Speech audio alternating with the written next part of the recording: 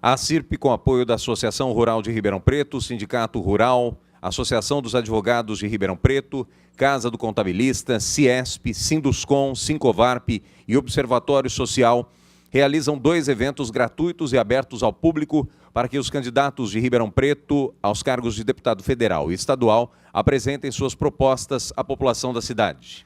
Convidar agora, na sequência, o professor Sandrão, do PSOL. 8 minutos para a sua explanação, até 4 minutos para as respostas da plateia, por favor.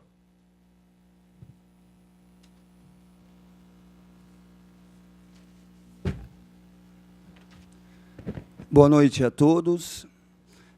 Primeiro eu quero agradecer a presença de todos que estão aqui. Sou um pouquinho alto aqui, mas tudo bem.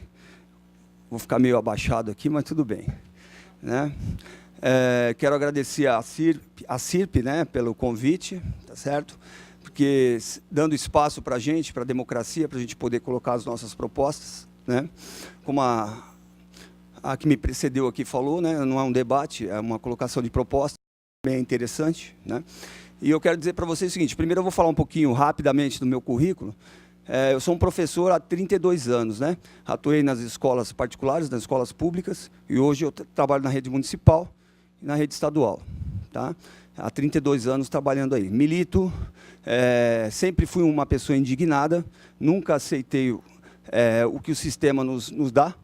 Primeiro porque o que a gente tem desde a década de 70, em que eu atuava, não era o que me interessava. Então, sempre atuei no movimento estudantil. Comecei no movimento estudantil, depois fui para o movimento sindical, fui diretor do Sindicato dos Bancários, lá no ABC. Sempre atuei na POSP, agora atuo na oposição do Sindicato dos Servidores Municipais em Ribeirão. Então, sempre fui uma pessoa atuante nos movimentos estudantil e no movimento sindical, porque eu acho que a gente tem que se colocar, né? Em relação à questão das propostas, né, eu quero dizer primeiro o seguinte: eu não vou ficar aqui tergiversando sobre questões nacionais, porque eu escutei muita coisa aqui, mas, na verdade, eu acho que eu prefiro começar pela questão concreta. Eu prefiro ser mais realista, sabe? O que um deputado estadual faz? Vamos começar por aí? Acho que seria mais interessante, né? Qual que é a função de um deputado estadual? Então, vamos começar por aí. Eu, como sou didático, professor, eu vou começar por aí. A função de um deputado estadual é fiscalizar o executivo estadual, né? E a função de um deputado estadual é propor leis, né? Propor leis significativas, leis que possam, no meu caso, né, que estou comprometido com os servidores públicos e com a população, com os de baixo, com aqueles mais desassistidos, que mais precisam da assistência do Estado. Por isso que eu quero me colocar como interlocutor entre a população e o poder público. Então, eu vou pensar nisso. Primeiro, o que um deputado estadual faz? Ele faz, primeiro, fiscalizar o executivo. Segundo, propor leis e também, obviamente, emendas que ele possa trazer recursos para a região. Então, é isso que eu vou fazer. Eu vou batalhar por isso. Na verdade, a gente tem 24 anos de governo PSDB. E o que a gente teve? Vaquinhas de presépio, aprovando tudo que o PSDB teve nesses 24 anos. Não é para isso que eu vou para lá. Eu vou para lá para ter autonomia e para apresentar os meus projetos e para aprovar aquilo que eu acho que é necessário para a população que mais precisa. Então, eu vou ser um representante da população mais pobre, dos servidores públicos e da população mais pobre. Então, eu vou estar lá, na verdade, para fazer um mandato popular, que é isso que o pessoal quer. O pessoal não está aqui para brincadeira, nós estamos aqui para exercer um mandato popular. Nós estamos aqui para defender os de baixo, aqueles que mais precisam. Nós não estamos aqui para defender lobby de agronegócio e nem lobby de empresários. Nós estamos para defender os de baixo. Nós somos e fizemos essa opção pelos de baixo. Então, é para isso que eu vou defender. É isso que eu vou defender, o serviço público. Eu quero que os serviços públicos em Ribeirão Preto sejam de qualidade na nossa região. E é isso que eu vou lutar. Então, começando, como a professora Sueli colocou, pela educação. O meu lema é: educação faz revolução. Para mim, a revolução vem através da educação. Isso não sou eu que estou falando. Na Coreia aconteceu isso, no Japão. No pós-guerra, a Coreia estava destruída, o Japão estava destruído. Como o Japão e a Coreia se tornaram países desenvolvidos? A partir da educação. Então, a educação faz revolução. E esse é o programa da nossa candidata, professora Lisete, né? Que é a questão da educação. É o centro de tudo.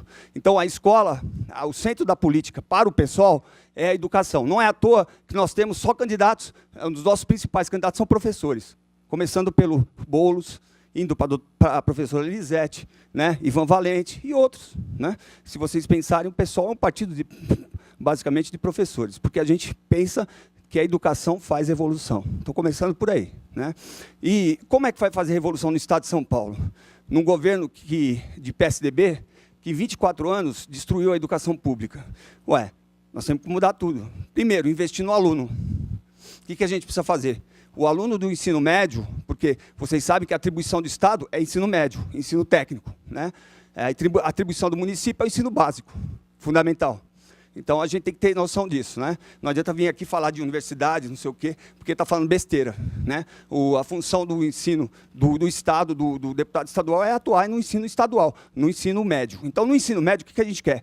Proporcionar bolsas de estudo para os estudantes, né? Monitorias, fazer convênios com universidades para que o estudante possa ter acesso, né, a uma renda e melhorar também as suas condições e também se capacitar para poder melhorar e entrar no mercado de trabalho. Então, esse é o primeiro aspecto. Então, investir no aluno. Segundo, investir no professor, o que não está acontecendo. Né? O que aconteceu no governo Alckmin? Congelamento de salário. Né? O que aconteceu? Os governos do PSDB não investiram no professor. O professor foi deixado em segundo plano. E aí eu pergunto, qual é o resultado disso? O IDEB. São Paulo, como é que está São Paulo no IDEB? Então, investir no aluno e no professor e, vamos dizer assim, nos profissionais da educação é a base. E o programa da professora Elisete, para o governo do Estado, está claro. E a gente vai apoiar isso. Eu, como deputado estadual, tenho que apoiar o projeto dela e vou propor leis nesse sentido. Né? Agora, em relação à questão de creches, por exemplo, Ribeirão Preto, por exemplo, é uma vergonha. Né? Eu fico assim indignado com a nossa região, em que Ribeirão Preto tem um déficit de quase 5.000 vagas em creche. Gente, Ribeirão Preto é o 24º PIB do Brasil. Ribeirão Preto arrecada mais do que 15 capitais brasileiras. Então, eu posso dizer para vocês o seguinte, se não tem creche para crianças, para praticamente 53% das crianças de 0 a 3 anos, aqui em Ribeirão Preto, é por quê? Porque nós tivemos governos que a política pública nele era para os ricos, não para os pobres. Por quê? Se o Ribeirão Preto arrecada mais do que 15 capitais brasileiras, se Ribeirão Preto é o 24º PIB do mundo, não dá para admitir 5.000 vagas de déficit em creche. 5.000 famílias com as suas crianças não estando na creche. Então, é uma política deliberada de destruição da educação, das políticas públicas para os que mais precisam. E isso o pessoal vai defender. Nós vamos defender o quê? A política pública para quem precisa, para os pobres, para os desassistidos. Nós não estamos aqui para fazer política para milionário. Milionário nós vamos taxar, como diz o Boulos. Vamos taxar. Nós não estamos aqui para fazer política para quem mais precisa. Então, é isso. Eu não posso admitir em Ribeirão Preto uma cidade com o 24º PIB, com 5.000 vagas, déficit de 5.000 vagas em creche. Isso é uma política deliberada de destruição dos serviços públicos. Bom, estou falando de educação, agora vamos para a saúde. Na saúde. Agora, em Ribeirão Preto, por exemplo, quantas creches foram construídas? 2 anos de governo Nogueira, quantas creches foram construídas? Zero. Zero. Em termos de AME, quantas AMEs foram construídas como foi prometida? Nenhuma. E aí ainda fala que não fazemos promessa nenhuma. Fizeram promessa sim. Então, educação, saúde vai ser a nossa base. Moradias populares. Nós precisamos tirar essas pessoas das regiões de risco. Precisamos criar moradia. E é isso que eu vou defender. Então, como deputado estadual, verba pública para a escola pública, para a moradia popular, para a saúde, né? Vamos valorizar o SUS e vamos defender os interesses daqueles que mais precisam. Tá? Como eu disse, olha aqui, ó, saiu domingo na reportagem do jornal Cidade. Ó, investimentos, os políticos que mais arrecadaram em Ribeirão Preto. Eu pergunto para vocês, isso aqui é doação ou é investimento? Esses políticos estão recebendo doação ou investimento? Ou fazem lobby para esses grupos econômicos, para esses grandes grupos? E depois, qual que vai ser o retorno?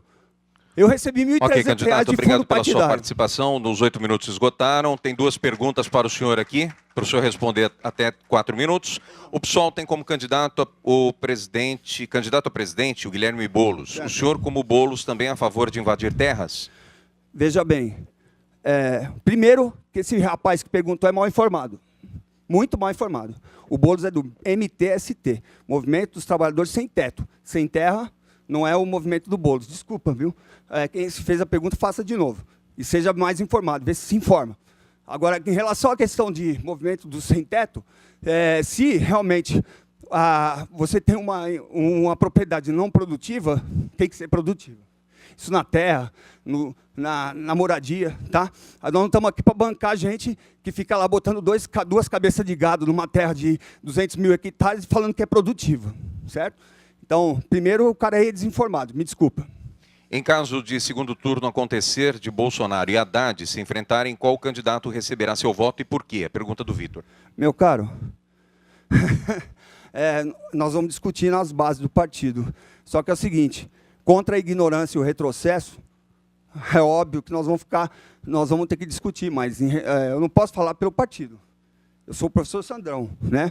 Eu apoiaria uma candidatura progressista do Haddad. Agora, eu não vou falar pelo partido. Agora, em relação ao que eu posso falar para você é o seguinte, que gente que defende que a mulher tem que apanhar, que a mulher tem que ganhar menos que o homem, né? Que ele deu uma vacilada, nasceu uma mulher, que ele tinha 4 filhos. Esse cara não dá para defender, você me desculpa, tá? Um abraço. Ok, professor Sandrão, muito obrigado pela sua participação. Do PSOL, candidato a deputado estadual.